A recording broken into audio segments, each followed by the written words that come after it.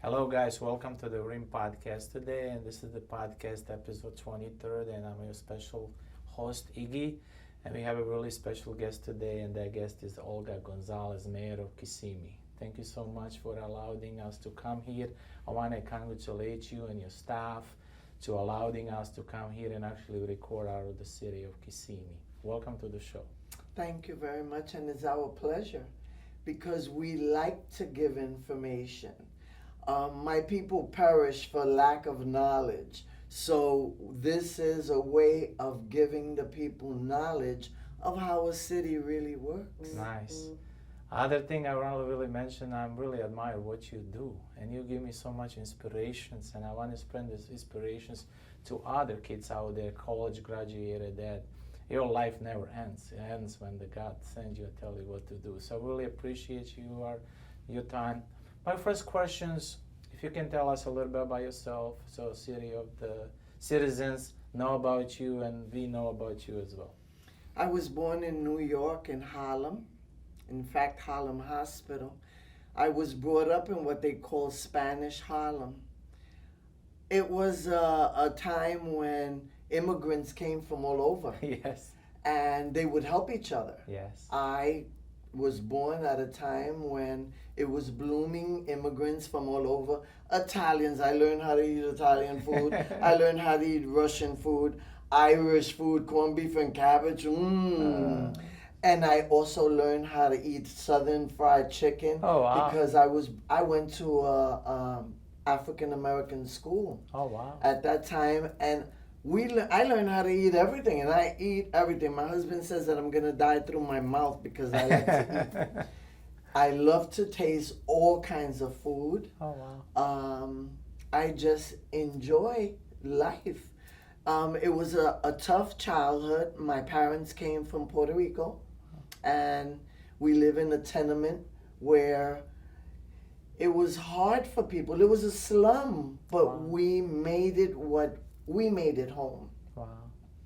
As a family, we made it home with all different nationalities living in the same building. And when one didn't have to pay their rent, we would have dinner parties just so that we could help one another. Wow. And that's what I was brought in, and that's what I have instilled in me, the uniting with others to make everything possible, because one person can't do it by themselves. No. But if you do it together, you get a whole lot done. Yes. So now you are transitioning from the private sector. Now you are mayor of the Kissimmee. Now, how did you decide, and why did you decide to that big switch? It's a big switch going from the private to the public sector. And actually, what is something within inside you that say, listen, it's a call. I got to do it then. Yes, well, let me tell you how he started that Okay. call. He took me to work in General Motors. Okay. And I started on the line. I was so good, so fast with my hands that I was an absentee relief. I never had a steady job. We were laid off. Lots of things happened in my life in that layoff. And when I came back to General Motors, I met God. Before I came back, I met him. Yes. And he changed my life completely. Because then, instead of being on the line, he gave me a job to work for United Auto Workers Union with General Motors. They worked together to develop a group that's called EAP, Employees Assistance Program. Wow. And I was a representative. So I went all over the states, visiting rehabs and learning how was I going to help the employees of GM to be productive. Wow. And that's what I did for many years with the union and GM. And I had something happen. It was time for me to leave GM. Uh-huh. So when I was 49 years old, I was given an early retirement. Nice. That's another story. A good pension. We can be here all night if I was to tell you the whole... Whole 9 yards. Yes. So I was retired at 49, and God literally told me in my heart, and he says, the same thing you did for those that were out there, I mean in GM, I want you to do for those that are out there. And I didn't know how was I going to do it, but I prayed and I let God lead me. And he led me to Esperanza USA, which is a real big organization in Philadelphia. And I took 3 years of capacity building with them. God bless you. And I started a nonprofit. Nice. Well, that was the third one. I had been a founder with an organization that's called It was called Hispanics Working Together. It's now called Working Together. So I was one of the founders of that organization. Wow. And from that organization grew another one, which is the medical one, which is called Enlaces, which is the same thing, working together, but this time in the medical field. Nice. But meanwhile, I was doing all of this so that the organization that I was going to work could plug into all these organizations that were going to be able to help the people that I was servicing. Nice. Because while working in General Motors, I was giving all the tools, but now I'm here by myself, so how am I going to do it? So that's what I did.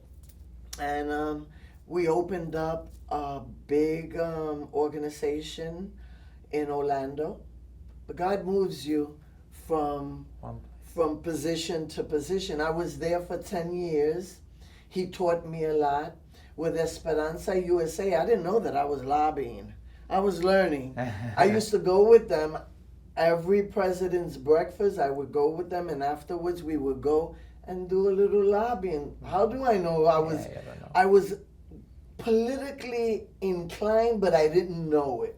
To me, I'm not a politician, or I'm a different kind of politician. Yes. So I learned so much from them. They started us off, because I don't say me. It's never me. I could never do anything by myself. He started us off with Esperanza giving us the 501c3, our strategic planning, all the things that they gave us, and we started working. Great. So now, it's a beautiful story, inspiring story for others. Okay, now comes how this happened. Yes. I come from Orlando to Osceola, where I live. Okay. From the beginning, and I didn't know what's happening, I took the government's class. I never knew that I was going to be the mayor. I took the government class twice. The first time was because they made it for a Hispanic government class. Okay. And I wanted to go to the first one. Nice. So I went, and I moved from Orlando to Osceola, and I came to work at another church. And I said, I don't want to be Martha anymore. I want to be Marie. I want to read the word. I want to learn, because I saw I was having so much problems being a Martha. I worked here for 7 years, and they had to use the building that I was using for their needs. Wow. I was left with nothing. I went home and I prayed, and I said, God, what am I going to do now?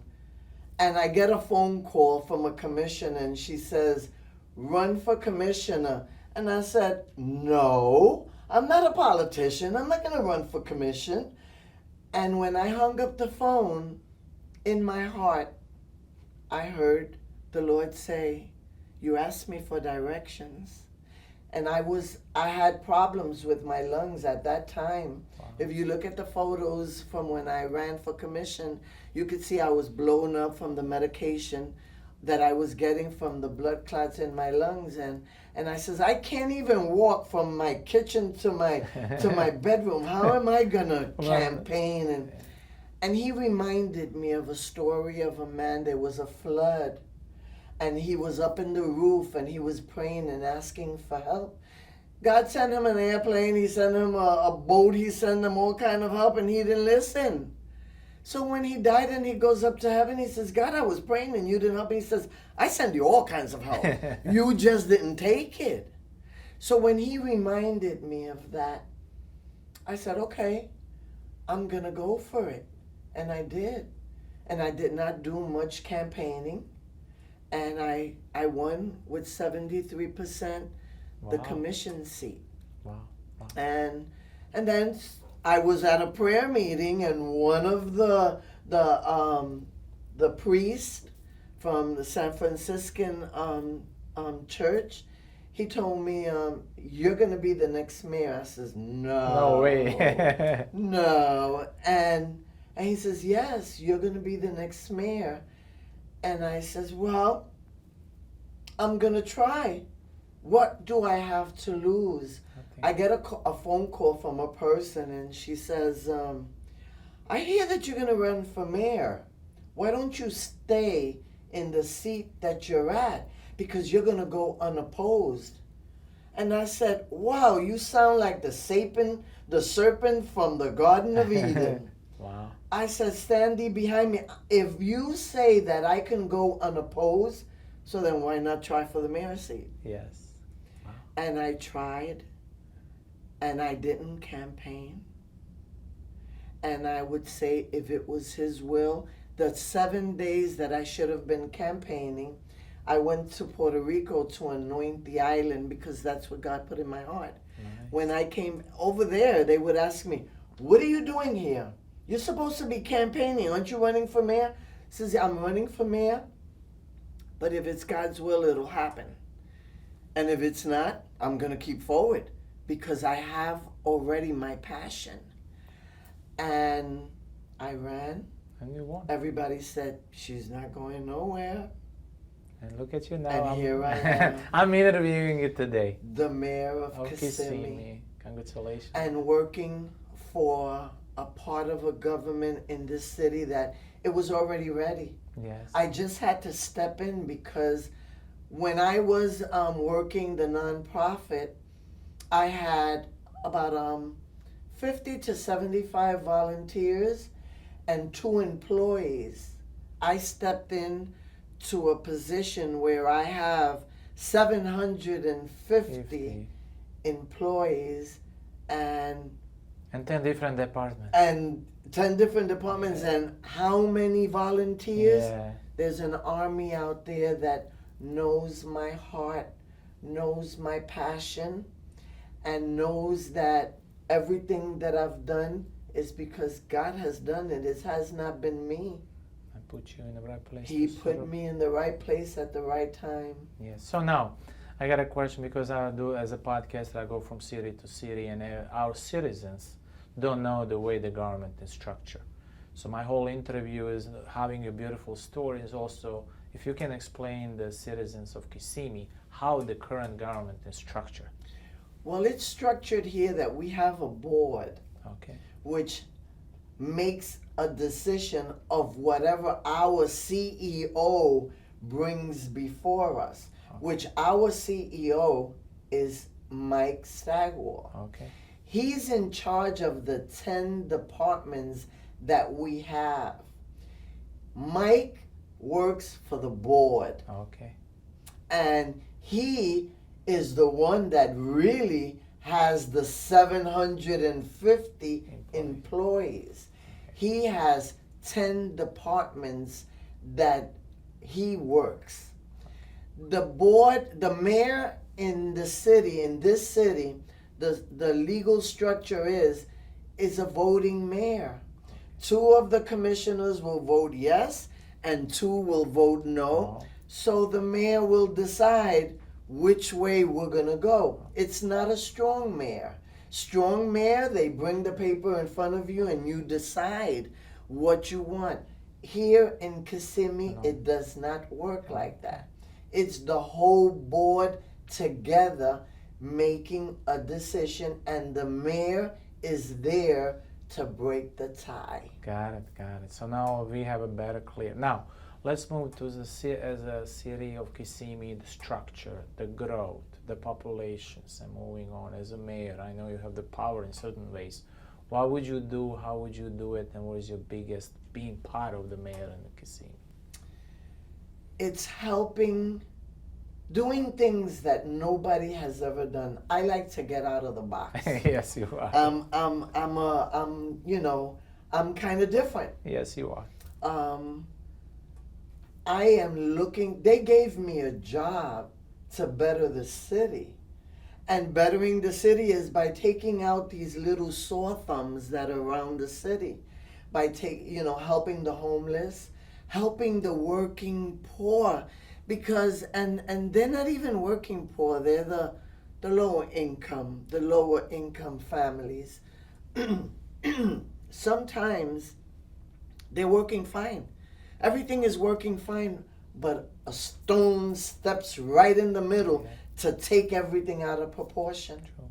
So we need to be able to help them with that stone, that it may be small to them. It looks real big because they're the ones that are going through it. Yes. We have to meet them where they're at, because sometimes that's all they really need. They're working fine, they're doing fine, but their car broke down, somebody stole their car, their whole life turns upside down. Yeah. So when the people voted me in, they knew that was my passion, because that's what I did for General Motors, make them productive. So I just want to make the families productive for the society. And sometimes it doesn't take much. No, and all it takes is a little bit of everybody putting in, and we all don't get burned. Because we think, oh no, I can't spend all of that money because it's too much, and then I'm not gonna have. Okay, so don't spend all of it. Give a penny. Yes. If everybody was to give a penny, you know how much we can solve. If everybody was to give $1, that would be impossible. You know how much we could resolve. Well, uniting. There's a breakfast coming up right now, which is to give leaders tools. What are the tools? They already have them. It's just that if one family has this need and this one over here can help, we'll say, hey, here I am. I'm willing to help. And because sometimes somebody sends me pictures, I got all these furnitures to give. And what am I going to do with it? I can't do nothing. But wait a minute. I just got a message from somebody that somebody needed that furniture. Yes. So I connected. Yes. I connected, and then the person has the furniture. Yes. They have the need that they need met. And it doesn't hurt anybody. No, it doesn't. Because we're all uniting together. Okay. To work together. And I know I have a lot of questions for you, but majority of this question I didn't even touch. I want to keep on story. So now my next question, as a mayor and as a podcaster, I've reached to Seminole County, Orange County, Osceola County, Lake County, to commissioner, board directors, board chairmen, and so I'm sending invitation to everybody. And everybody that I get in touch and tell about you, they're fascinated about what you do. So now, can you tell me and share with us how, as a mayor, you should give them encouragement to other mayors, to other cities, because I'm guessing you are a leader. You're stepping up above everybody else. You're doing different things. What is one encouragement, piece of advice that you can give it at other cities, what they should do and how they would do it? On that kind of order, but just a kind of a lot of encouragement advice. All I can advise them is to listen deep down inside to their hearts. This world has turned into a lot of lies. Our greatest battle is in the mind. Yes. And we don't need to be better than anybody else. No. We can just be good enough in the position that we were placed. Correct. Because we were placed in that position for a time as then. So don't let the things of the world take away from you the gifts that was really given to you. Nice. I'm different because I will not allow this world to take away the gifts that God has given me, and it's to be passionate and to love others as He loves others and to encourage others. I was born in a neighborhood where everybody helped each other, so I learned that does work because I'm a product of it. I'm a product of going through a lot of things. I was a single mother. And then God brought me a man that accepted me with my 3 children. And he helped me make them women and men of today.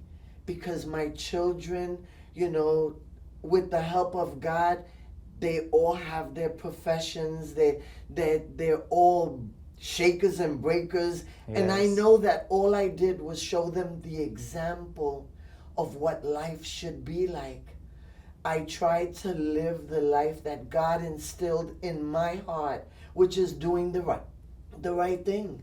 Yes. It's just doing the right thing. It. There is nothing, you know, everybody is so angry and so much about themselves that they have forgotten, and they've let themselves be robbed of the blessings that they could receive if they just give a little bit more. It's, you get more when you give more. Yes, yes. So, and that's all I tell them. Beautiful, beautiful. So my last question is the one of the best questions. I don't ask the question, actually you ask yourself questions and answer it. So if there is anything else out there that we didn't cover so far, and I always love to throw either behind the production, now behind the flags, or behind the scenes, and you will want to look it up in camera, and for Kissimmee citizen, not just Kissimmee citizen, but pretty much anybody who will be willing to listen to this video, what would you give to them? What advice you would give it to them as a mayor of Kissimmee, and especially our young audience who finish up the colleges and don't know what to do with their life, and you went through everything. Look it up in camera and say, listen, as a mayor of Kissimmee, this is what I would do, and this is advice that you should take moving forward.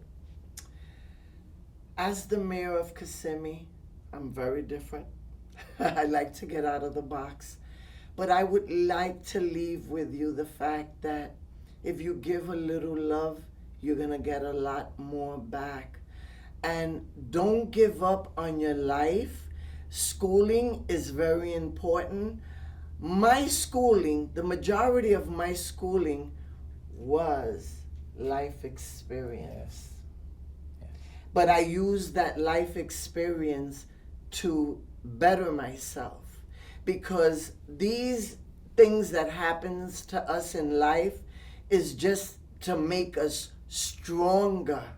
Because in the years that I've gone through so much, it has only served me as a lesson to be stronger, and it taught me how to be able to deal with the things that come into this world, the things of this world.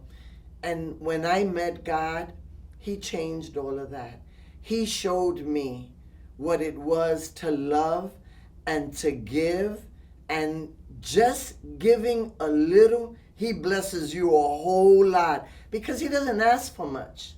He only asks for you to listen to Him. That's it. He doesn't ask for riches or nothing. You know what? A lot of people want to be real rich, but guess what? What are you going to take with you? Nothing. Nothing. You're going to go back the way you came, with nothing. So why do you want to have riches here when you could have riches in heaven? Yes. Thank you, Mayor. Thank you so much. This is an inspiring story. I actually have a goosebumps on me. You give me such a beautiful energy and inspiration to do these interviews with other mayors and other politicians and other big guys that can influence community. I really do thank you, your staff, City Kissimmee employees, City Hall, to allowing us to do this.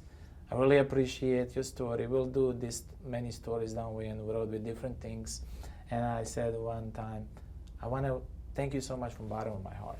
I really do. And what you do for city employees, city citizens, it's unbelievable. I believe it touched my heart, and you probably touched millions of people moving forward. Igor, I believe very much this is all God's doing. Yes. Because this is my first interview, and I'm a little picky. Yeah. I will be a little picky, because I do pray and I let myself be led by the Lord, not by any man. Sometimes people find that I speak a little bit strong. But it's not me speaking. It's a God. It's God, because He's just letting them know, this is, don't down the messenger. She's just giving you a message. Yes. So it's not something that I've ever asked for, because I never even in my life dreamt to be a commissioner, a mayor, let alone a commissioner, let alone a mayor. Never in my life. But I've always told Him, if you can use anything, you can use me. He used a donkey. Yes. So yes. So that's all I've ever asked Him since I met Him. Thank you. And here I am. Here we go, and we have a beautiful interview. We'll get this out. And once again, thank you so much for being my guest. Thank you. You're doing fine. Thank you so much. I said we love the city employees. We love you as a mayor. We love everybody that lives here. It's a beautiful city and growing up. And thank you guys. This is the Rimm-PODCAST, episode 22nd. Our special guest was the Mayor Olga Gonzalez. Really beautiful guest, beautiful mayor with such a big heart.